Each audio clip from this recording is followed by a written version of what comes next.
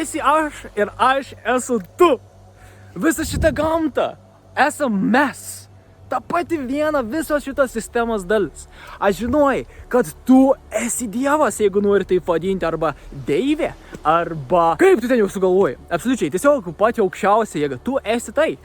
Tu esi tai, kuri inkarnavus ir limitavus į save, kad va čia ateitum į šitą fizinę realybę ir patirtum šitą patirtį ir pažintum save iš kitos perspektyvos. Nes jeigu nebūtų kitos perspektyvos, nebūtų to, kad aš esu tas, va, ta pati dalis tos sistemos, aš esu tas Dievas. Tu negalėtum savęs pažinti, jeigu būtų tiesiog viena dalis tau. Tam ir mes ateinam čia, sukūram save, kad pažintumėm save iš kitos perspektyvos ir suprastumėm, kad aš esu tas, bet aš dabar esu kitas.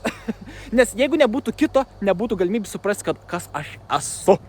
Nes tu nesi šitą asmenybę, kad inkarnuojas šitą fizinį kūną. Tu esi siela.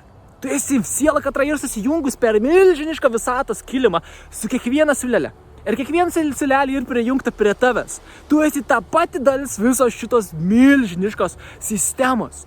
Ir visa šita milžiniška sistema, viskas tas, kas yra Dievas, myli tai besąlygiškai ir parem tai besąlygiškai bet kur, visur.